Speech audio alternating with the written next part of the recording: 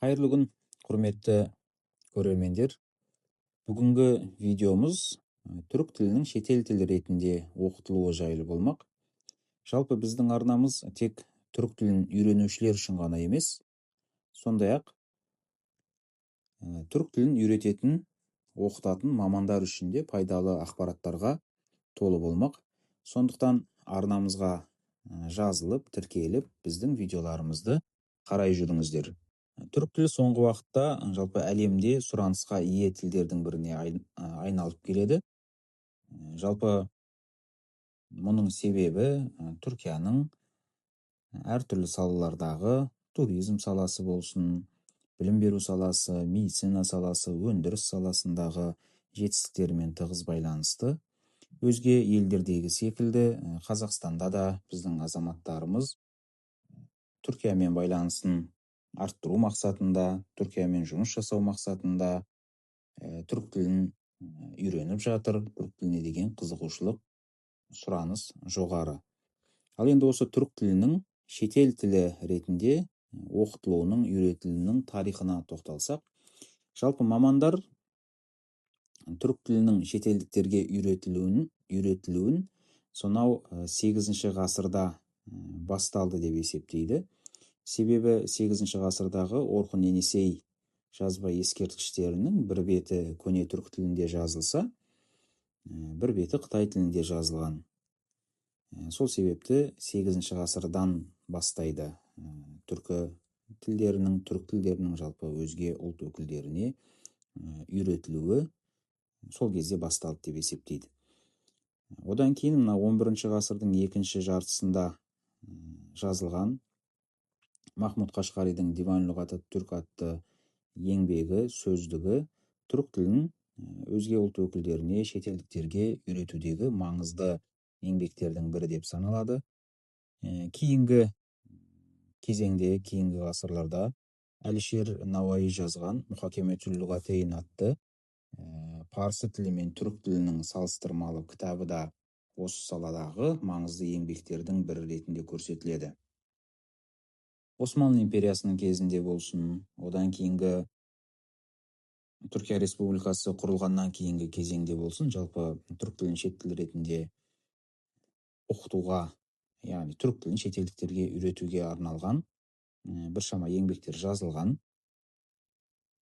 Бірақ бүгінгі таңдағы жүйеленген, белгілі бір бағдарламасы бар, халықаралық стандарттарға сай түрік тілінің шетел тілі ретінде немесе шетелдіктерге түрік тілінің оқытылуы ол 1984 жылы басталады. Анкара университеті 84 жылы Анкара Төмерді құрады. Төмер Türkçe öğretim ve uygulama merkezi, яғни түрік тілін үйрететін, оқытатын орталық. Және бұл орталық 85 жылдан бастап өзінің қызметін бастайды. Міне 40 жылдан бері түрік тілін шет тілі ретінде немесе шетелдіктерге түрік тілін оқытып келе жатқан, үйретіп келе жатқан орталық болып табылады. Бүгінде Түркиядағы университеттердің әрқайсысында өзінің төмері, дилмері бар, бірақ солардың ең біріншісі, алғашқысы бұл Анкара Төмер.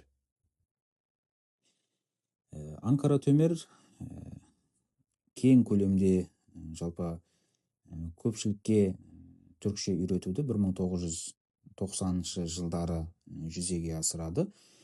Кеңес үкіметі ыдырап, түркі мемлекеттері өзінің тәуелсіздігін алғаннан кейін Түркия, Әзербайжан, Қазақстан, Қырғызстан, Өзбекстан және Түркменстанның әрқайсысынан 2000 студенттен 10.000 студентті өз еліне шақырып, Түркияда білім алу мүмкіндігін ұсынады.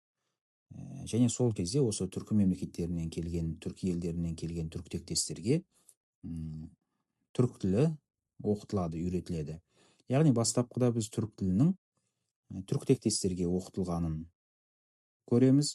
Алайда кейіннен өзге ұлт өкілдері де Түркияға келіп, білім алып, әртүрлі мақсаттарда, әртүрлі себептермен Түркияға келе бастағаннан кейін, түрік тілі шетелдіктерге де шет тіл ретінде оқытыла бастайды. 2007 жылы Юнус Эмре институты құрылады.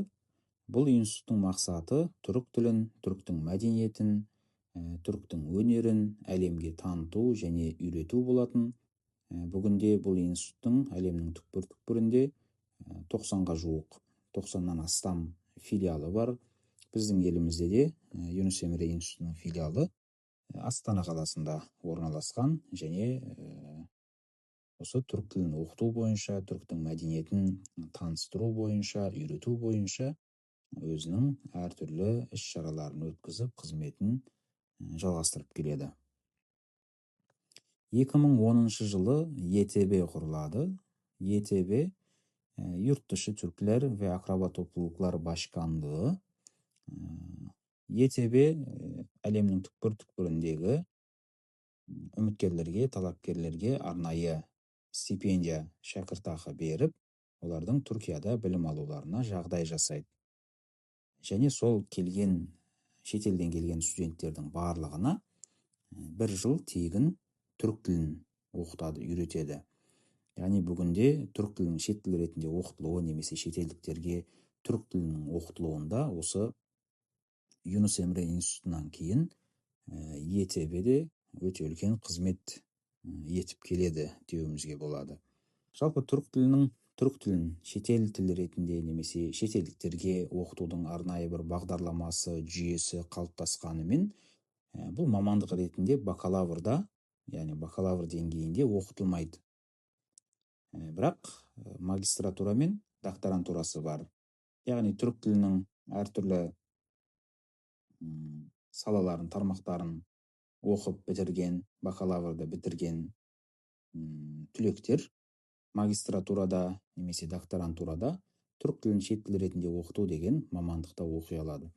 Бұдан бөлек осы саланың мамандарын даярлау мақсатында арнайы сертификат бағдарламалары да қарастырылған. Юнус Эмре институты, Gazi университеті, Анкара Йылдырым Бәйезит университеті, Стамбул университеті және тағы басқа көптеген университеттер және сол университеттердің жаңағы төмер орталықтары арнайы бағдарламалар арқылы осы саланың мамандарын даярлайды. Мен өзім осы Анкара Йылдырым Бәйезит университетінің бағдарламасына қатысып, осы арнайы сертификатына қол жеткізгенмін. Одан бөлек жыл сайын түрік тілін шет тіл ретінде оқытуға байланысты, оның бағдарламасына, жалпы осы жүйеге байланысты көптеген ғылыми еңбектер жарық көріп отырады. Мына жерде 10 кітапты көріп тұрсыздар. Әрине бұл ғана емес, бұдан басқа жыл сайын бұл кітаптардың қатары көбейіп, жыл сайын қаншама жаңа кітаптар қосылып отырады. Және бұлардың әрқайсысында осы саланың мамандары тарапынан жазылған мақалалар жинақталып, әрбірі жеке жинақ ретінде жыл сайын шығып тұрады. Қазіргі таңда жалпы түрік тілін шет тіл ретінде оқытудың халықаралық стандарттарға сай бағдарламасы бар және белгілі бір жүйесі қалыптасқан. Қай тілді болмасын, белгілі бір стандартқа, белгілі бір бағдарламаға сүйене отырып үйретеміз. Әрбір тіл солай үйретіледі. Және түрік тілінің халықаралық стандарттарға сай әзірленген бағдарламасы бұл Türkiye Maarif Vakfı тарапынан жасалған, дайындалған түркшенің yabancı тілдер öğretimi программы деп аталатын бағдарлама.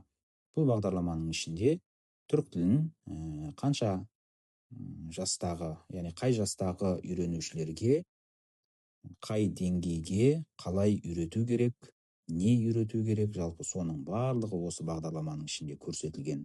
Және қандай да болсын бір тілді үйреткенде біз үйренушілерді жасына қарай және деңгейіне қарай бөлеміз. Және біздің қолданатын материалымыз, кітабымызда соған сәйкес болуы керек. Мына экранда көріп тұрғандарыңыз бұл Юнус Эмре институтының дайындаған кітаптары. Бірінші қатардағы кітаптар чит, яғни çocuklar için Türkçe, балалар үшін түркше. Бұл 6-9 жас аралығындағы балаларға арналған. Ортадағы кітаптар бұл түркше öğreniyorum, 10-15 жас аралығындағы балаларға арналған. Ал төменгі қатардағы Yedi İklim Türkçe деп аталатын кітаптар бұл 15 жастан жоғары үйренушілерге арналған кітаптар. Бұдан бөлек те әр төмердің, әр университеттің өзі дайындаған көптеген түркше үйренуге арналған материалдар, кітаптар бар. Оларды бөлек жеке бір видеода арнайы тоқталып айтып өтетін боламын. Бүгінге осы. Назарларыңызға рахмет. Келесі видеоларда жолыққанша сау болыңыздар.